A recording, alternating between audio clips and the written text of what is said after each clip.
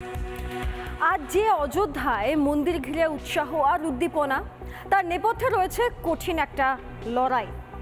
অযোধ্যার পাথরের বুকে লেখা সেই সমস্ত ইতিহাসের সাক্ষী রিপাবলিক বাংলা।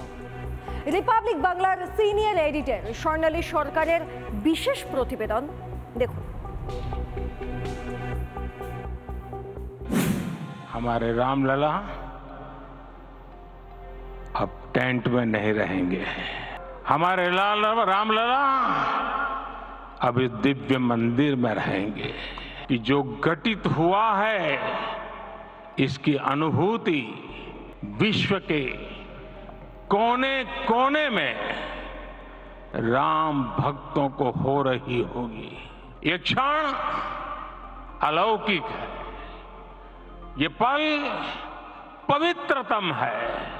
22 जनवरी 2024 ये कैलेंडर पर लिखी एक तारीख नहीं, नए काल चक्र का उद्गम है। 34 বছরে সূর্য দিয়ে গড়িয়েছে বহু জল। আজ যা বাস্তব তার ইতিহাস খোদাই করা পাথরে। এটা একটা লড়াই, একটা আন্দোলন যা ইতিহাসে কোথাও থেকে যাবে, এবং এই আন্দোলনটা শুধুমাত্র মনের জোরে নয়, একই সঙ্গে বিশ্বাসে ভর করেও লড়া হয়েছিল।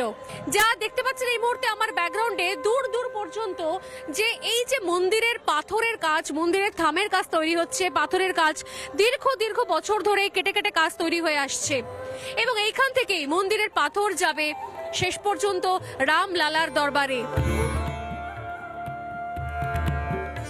এই সেই স্থান যেখানকার পাথর ঠাঁই পেয়েছে মন্দিরে।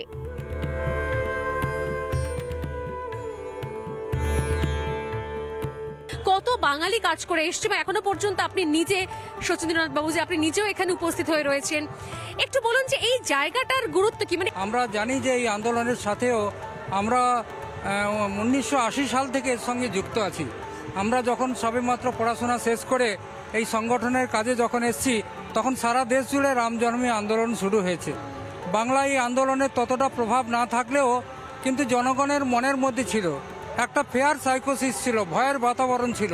তখন কমিউনিস্ট রাজত্ব ছিল আমাদের এখানে।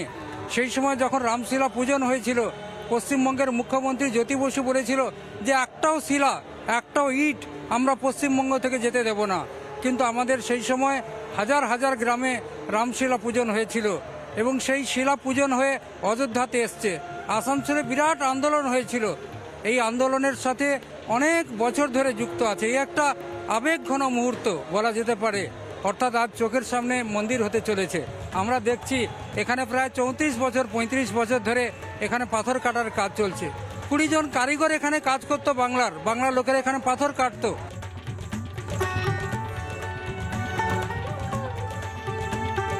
এরকম এই মেশিনে এখন কাজ হয় না, কিন্তু এরকম মেশিন নিয়ে এসে এইখানে কাটা হয়েছে পাথর। রাজস্থানের ভরতপুর থেকে নিয়ে আসা হতো লাল পাথর, আর সেই পাথর এই মেশিনের নিচে কাটা হতো, নিজেরাই কাটতেন তারা। এখানে প্রায় 20 থেকে 30 জন বাঙালি কর সেবক, তারা নিজেরা কাজ করতেন, আরো অনেক শ্রমিক কাজ করতেন। এই কাজ তো এখন হয়তো অনেক মেশিন চলে এসছে, একটা সময় তো 1990 সালে সেই মেশিনও ছিল না, তখন তো অনেক হাতে কেটে অনেক কিছু কাজ করতে হতো। দেখুন, এই পাথরের মধ্যে শ্যাওলা পড়ে গেছে। আমাদের মনের মধ্যে, অনেকের মধ্যে শ্যাওলা পড়েছিল যে অযোধ্যা রাম মন্দির হবে না, কিন্তু সেই বাস্তব আজকে হতে চলেছে। এটা এক কথায় বলা যায় যে অসম্ভব যেটা ছিল সেটা আজকে সম্ভব হচ্ছে। অসম্ভব সম্ভব তখনই হয় মানুষের মধ্যে যদি পুরুষার্থের জাগরণ থাকে, ধর্মের প্রতি আস্থা যদি থাকে, সংস্কৃতির প্রতি যদি বিশ্বাস থাকে, তাহলে সেটা সম্ভব। আর এরা তো রাম মন্দির শুধু আমরা করছি না, এ ভগবান রাম যেন নিজেই করিয়ে দিয়েছেন। মানে এক একটা ইটের জন্য এক সময় 1 টাকা 25 পয়সা বিভিন্ন গ্রাম থেকে সংগ্রহ করা হয়েছিল। সেই সময় 20 কোটি টাকা, আজ থেকে 34 বছর আগে 20 কোটি টাকা সংগ্রহ করা হয়েছিল। সেই সংগৃহীত অর্থ দিয়ে এখানে পাথর, রাজস্থানের ভরতপুর থেকে এই ধরনের পাথর এসছে। এই পাথরের আয়ু কমসে কম 1000 বছর, কিছুই হবে না এই ধরনের পাথর। দেখতে পাচ্ছেন এখনো পর্যন্ত, তুমি এদিকে দেখাই, এখনো পর্যন্ত প্রচুর পাথর এখানে মজুদ হয়ে রয়েছে। কালের নিয়মে পাথর কালো হয়ে গেছে, পাথরের শ্যাওলা পড়েছে, এইভাবেই কোথাও কাটা পাথর অপেক্ষায় ছিল দিনের পর দিন, এবং রাম মন্দিরের অপেক্ষায় দিন গুজরান হয়েছে। ক্যামেরা রোহিত গণের সঙ্গে স্বর্ণালী সরকার, রিপাবলিক বাংলা, অযোধ্যা।